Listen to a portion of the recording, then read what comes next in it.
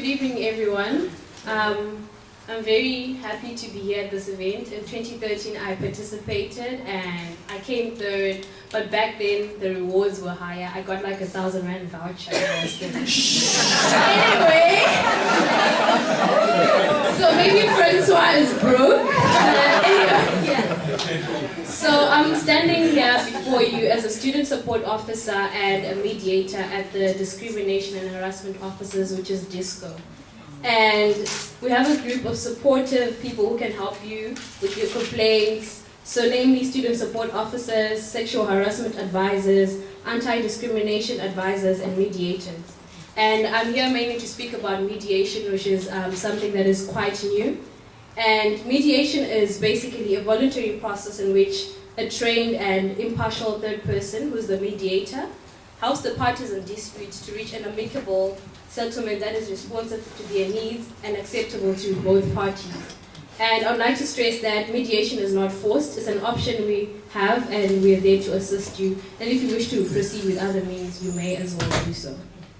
I've written something because when I saw the poster for this event, I was asking myself, has Rhodes really fallen? And I don't really know the answer to that, but all I know is that the systems of oppression that he represents still exist. And it's time to decolonize the systems, knowledge, and symbols imposed in the Rhodes era. As eloquent as I may sound now in this language of instruction, as poetic as I may sound in this Western language, I cannot claim to be African simply because I was born in Zimbabwe and I live in South Africa. The strings of Western education often regulated my thoughts, and by virtue of acquiring colonial knowledge, I was a Western puppet of some sort. Shame on myself, I thought. But I'm not lost. Critical African consciousness is my amazing grace. I'm safe. Can an African flower bloom and flourish in a global garden where the white race is deemed to be the finest flower of civilization?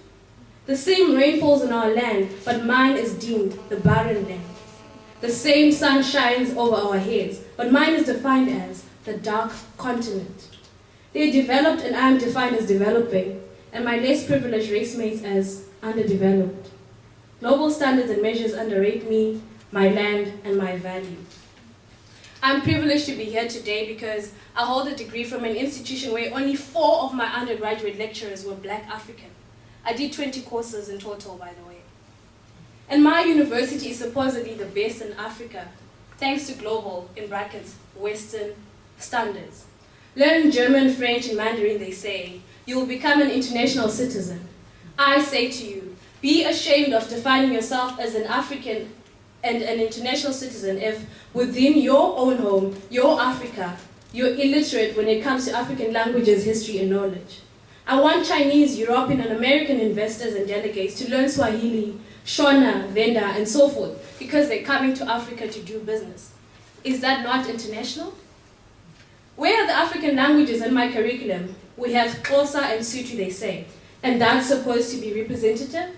In a country with 11 plus languages, on a continent with over 100 languages, UCT, I give a U for underperformance. You can do better. Underperforming colonial terrain. That is UCT for me. Decolonization. The undoing of colonialism is our mandate. Sadly, because when the white man gave up total political control, our fathers, our mothers, our grandmothers and grandfathers seem to have taken a 3-decade-long deep breath as they inhaled the sweet sensation of freedom, in quotes. The onus is on me and you. Your mandate today is to start being African, to love who you are, to love who your fellow housemates who are, even though our room dividers, our country borders, divide us according to separate colonial rooms. I'm from Zimbabwe. I'm an African above everything else. And a shared history with shared struggle. Let us replace the old Western rug with a new African carpet. Let us reclaim our institutions, and for Africans' sake, do not sit in there and relax, forgetting why you've been placed in those high places. Occupy, conquer, and reform.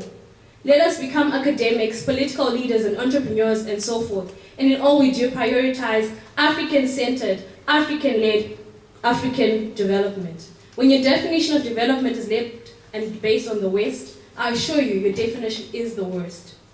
Let me tell you the best. Development not to match up to the West, but development of African consciousness, academic knowledge, and teachings. Development not to match up to the West, but development of African enterprise. Development not to match up to the West, but development of African art, literature, and cultural symbols. Development not to match up to the West, but development of an African consciousness, voices, and practices. Rhodes has fallen, but his ideals haven't died.